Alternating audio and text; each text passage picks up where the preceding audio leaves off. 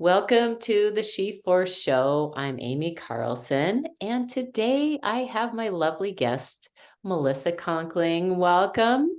And Melissa is a spiritual writer. Oh, now I And just, hypnotist. and hypnotist. I was like, I had it right there in just a second. And then you know how that happens. Happens. So, yeah.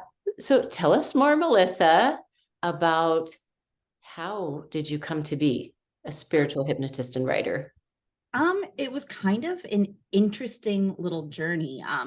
I started doing hypnosis about 4 years ago, a little more than 4 years ago. I'd always been aware of hypnosis, like from stage hypnosis and that kind of stuff, but never really understood how it worked for helping different things. Like I knew it could do that, but I just never knew much about it. Yeah. And I was actually looking into becoming a meditation instructor.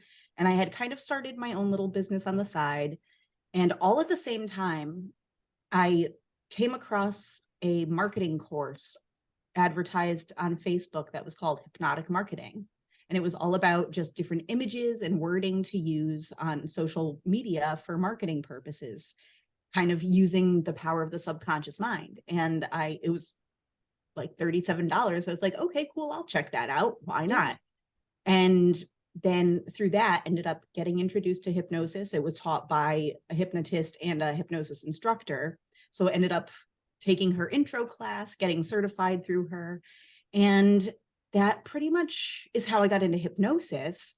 And then I started off doing fairly traditional things like working with fears and phobias, weight loss, that kind of stuff. And then throughout my time, I started bringing more spiritual concepts into things like working with different guides, having like kind of connecting with your higher self, working with chakras, all of these different things, and kind of moved away from that stuff. And now have been working more on the spiritual side of things, of using hypnosis and the subconscious mind to help you connect with your spiritual side, your spirit guides, all that kind of stuff, and helping to kind of connect deeper on that. Because when you're in hypnosis, your subconscious mind takes over. So that conscious logical part of your mind that I believe holds people back from receiving messages from their guides gets out of the way. So that's pretty much how I ended up where I am. That's amazing.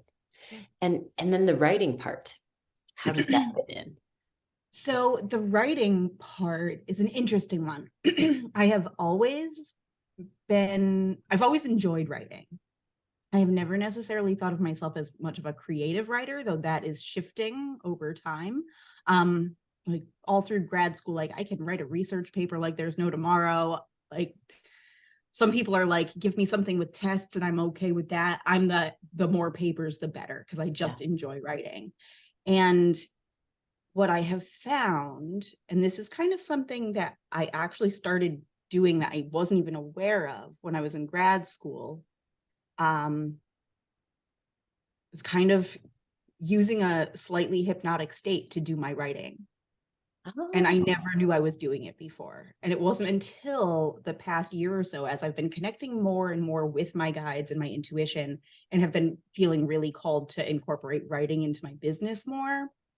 And I've realized that that process of writing is exactly how I wrote my research papers through grad school, of kind of like just tapping into that part of my mind. And I always knew like I'd get all of the research done and kind of look at everything. And then all of a sudden, everything would just come together and be like, all right, 25 pages in one day. And it's like, that's not supposed to happen. yeah. Right.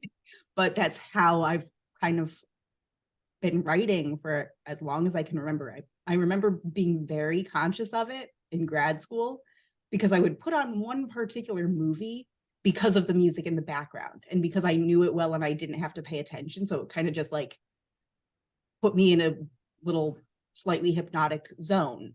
So I would just put it on the background and write. And it's pretty much how I have been writing now, just not using the movie, just using like meditation music instead. Right. Oh, that's fantastic. So do you have, how does your writing come out? Is it in book form, blogs, all of the above? All over. I feel like I worked on that with the research papers in grad school. But when I really started noticing it is even just doing my marketing posts, like content for social media. And I really started noticing that probably a year and a half ago, where I would come out with like 5 long posts in a matter of an hour, or I just wouldn't have anything. Like it was all coming out all at once or not. And it's kind of like I can't really force it. It just kind of when the ideas are there, they're there and they kind of come out fully formed, ready to go. And sometimes I'll be writing stuff and I'll be like, I don't even know how I know that, but I just know that. And Yeah. I'll have no idea where it came from. And now, as I'm writing a book on connecting with your spirit guides using hypnosis and your subconscious mind, same thing happening even more and more. And I generally write in like 25-minute increments, Okay. which is about how long your mind likes to stay in hypnosis. So it makes sense that that's like my time frame. Yeah. And yeah, it's just kind of flowing out. And it's one of those things like I can't force it. Like some people, it's all about the how many words you write in a day. For me, it's either there or it's not. Yeah. So So that's great to understand. I think it's something that probably we all experience, but how have you worked with, or have you come up against this, or maybe in working with other people too? We have this idea that things should be on a timeline or they, you know, should fit into this.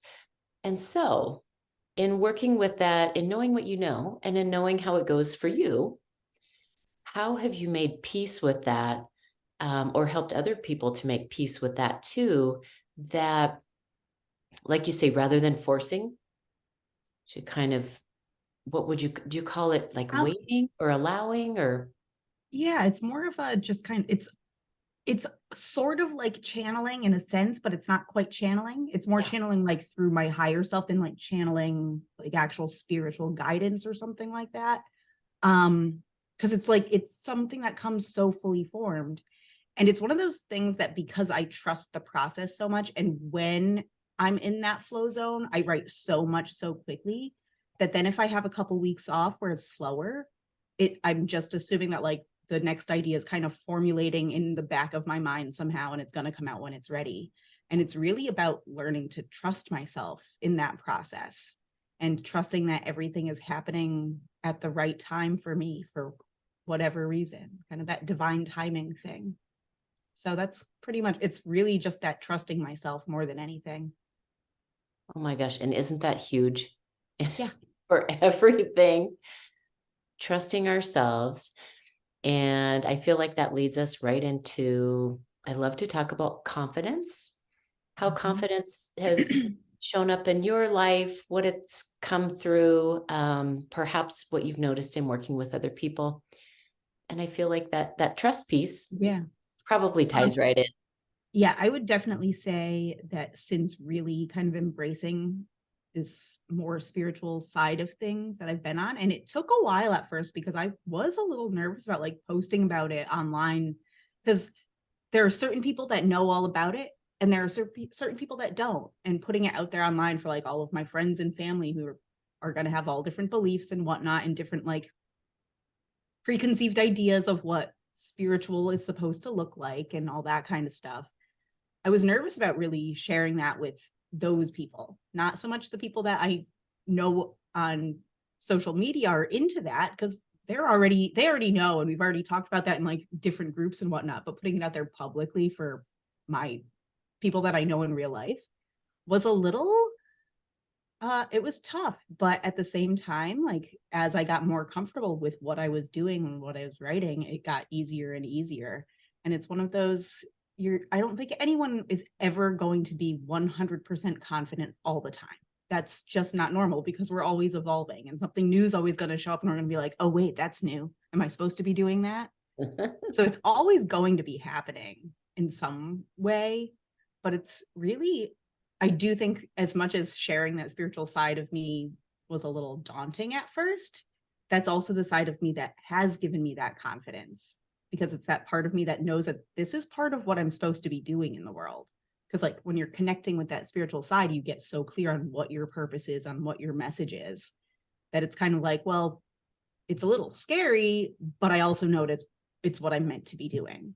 So Yeah. it kind of, where, there's that, oh no, what are people going to think? There's a, well, I have to do it. So, oh, well, Right. like it's a kind of a funny thing. Like, oh, got to do it. Yeah. Yeah. Reaching the point where you can't like deny that or hold that back anymore. And then, Yeah. yeah. Yeah. So how does that work with your creativity then? The, Honestly, for tapping me, it's in, like, tuning yeah, in. it's all so tied together within the hypnosis, with connecting with spirit guides and the spiritual side of things and creativity. And again, like creativity comes from your subconscious mind.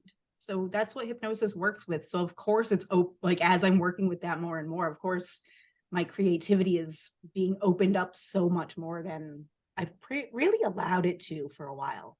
I feel like I've always worked in or been interested in creative things. Like I have a master's in theater.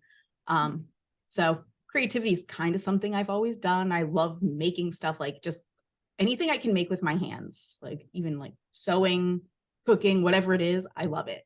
Um, pottery is a good one, which is also very meditative, which Yeah. is fun. Um, but I've always liked that, but I've always just thought of it as something that I'm interested in, like more of a hobby, even though like I went to school for it for theater, it was still something that I always like the creative side of it. I always kind of backed away from. And it's kind of like almost being in that shadow calling side of things where like I'm just close enough to that creative thing that I like, but not actually doing the creative thing myself. And I feel like throughout this process, like now that I am doing the writing, it's kind of like, oh, wait, I get to actually be the writer, not just the person helping people write their stuff, which is what I did in theater. Was a dramaturg. So I helped playwrights work on their new plays. So it's kind of coming into my own in a sense. And I feel like it's all just so tied together in a wonderful way right now. So Well, then that makes a lot of sense. And the way you described it about like when you brought up the shadow part too, um, it feels like what you're describing as well as like that surrender to the full self, not just a yeah, certain part that we show, to the public or whatever, but the full and the whole and the light and the dark and the way you're describing it, it just sounds like it's really you're in a sweet spot yeah, of tying it it all is. together. And I feel like for a few years, I was kind of, as I was moving from doing like the standard stuff with hypnosis to the more spiritual side of things, like so much was going on in my life in general, like personal stuff, like breaking up with a longtime boyfriend, moving, my dad dying, all of this stuff. And it's almost like all of that had to be let go to get me to where I am. And now I'm kind of just in this mode where I just have so many different ideas of what I want to create and where I want my business to go and all of this stuff. And it's kind of like sometimes it almost gets a little overwhelming because I'm like, oh no, which one do I do first? But at the same time, I know that they'll all come out at the right time because that's how my writing comes out. And it's almost like I'm actually working on a couple books right now. I have a bunch of them outlined, and sometimes like all of a sudden I'll be like, oh wait, I have the next chapter for that one, and I'll go into that mode. So that's just what's going on with how things are coming right now, and I'm assuming that's going to happen with as I'm growing my business as well. And I'm okay with it. Well, and you're doing exactly what you mentioned, trusting the process. Yeah, Yeah. exactly. So you alluded to some of the exciting things that you're feeling like may be coming up for you. Do you want to share any of the things that you're feeling So inspired towards? one of the things that I think is going to be the next project I'm working on, like I have a thing to help people like connect with their spirit guides and all that kind of stuff already, and I'm working on a book to go with that course as well. So that book's about halfway written right now. It's kind of on pause right now while I have some book proposals out and whatnot, because I don't want to finish it if I'm going to have to do a lot of editing. Yeah. So that's on pause for right now. The next one I'm going to do is really, I think it's going to be focused on that channeled writing, like how I use my subconscious mind for writing and that kind of stuff. So yeah, I think that's the next one. We'll see. It's something similar to there. It's one of those, like, I have stuff outlined, but I feel like there's a little bit more to it that hasn't come out quite yet, but it's almost there. Mm. So, do you have any tips for a lot of my audience is I would say is very creative, very curious. Um, any of those times when we might feel sort of stuck or a bit of a block, or even not like allowing ourselves to be creative? Do you have any tips in your experience Um, that could help? I think the biggest thing for me that has helped, like, writing is my main thing. But if I, and sometimes like the writing, it's just not flowing. So I'll do something different. I'll like start painting or something like that. And it just opens something up where it's like still using that creative side of your mind, but not forcing it. And not something that you also want. Like, I am not a painter. So for me, it's just like literally like, you know, painting mountains basically. I paint a lot of mountains with watercolors, and something about it just kind of like lets things start flowing, and then I can write. So kind of like taking your mind off it, letting go of that pressure that you're putting on yourself, distracting yourself. So then what's meant to come out can come out. That's one thing that I have found huge. And also start in little baby steps. Like for writing, when I really started writing my book and I had it all outlined and everything, I was starting at like 5-10 minutes a day just to get something out. And then it got easier and easier. And now I'll like have a few days where I'm super productive with writing and a few days where I'm off and just, it's, not in the mood, not in that flow. And now I trust it, but I also know, like, okay, it's been a while. I need to at least do something, and always just start off slow. I feel like so many people, like, because they want to get so much done, it almost gets daunting. But if you just spend that 5 minutes writing, even if it's just like in your journal or whatever, it kind of starts that whole creative process anyway. Yes. So, Yes. So small steps and doing something different right. to, That's still tapping into that creative side of you, but that you don't put any pressure on yourself, yeah. because it like almost lets that creativity just start flowing in your mind. And then it's like, oh, wait, look, I can do this now. Yes. Yes. I Yeah, opened the gates. exactly. Yes. Those are great tips. So, as we are wrapping things up today, is there anything that, is on your mind, on your heart that you feel like you just feel kind of inspired to share with the audience? Hmm. I think it's a don't underestimate what you can do. Because I feel like for so much, like, I always thought, like, even with the creativity and with the spiritual side of things, I always thought like you had to have some magical special gift to really pursue either. And what I'm realizing is that we all have creativity in some way, and we all have a connection to spirit. And it's up to us whether we use it and how we use it and how often we use it. But don't underestimate your power to do things for yourself. Don't just rely on other people to do it for you. That's Don't that's what I underestimate. think. Yeah. Yeah. That feels really powerful. That feels really empowering. Yes. It is. It Especially when is. you realize it and you're like, oh wait, I can do this. Cool. Yeah. Yeah. And kind I of am taking able off to connect with that spiritual side of me. It's great. So, some of those restrictive ideas or limitations that we put on ourselves. Or, mhm. yeah. Yeah, exactly. So I feel like, especially with that spiritual side of us, like, and it's so interesting that that and creativity are so similar, where like so many people don't pursue art because if you're not going to be a famous artist, what's the point, And kind of on the spiritual side of things, like, there's that, oh, well, someone has to have this special gift and just be born with it to actually pursue that. Like, no, we all have it. We just have to develop it and trust it. So, I agree. A few things I've been reading lately have really tied those concepts together too.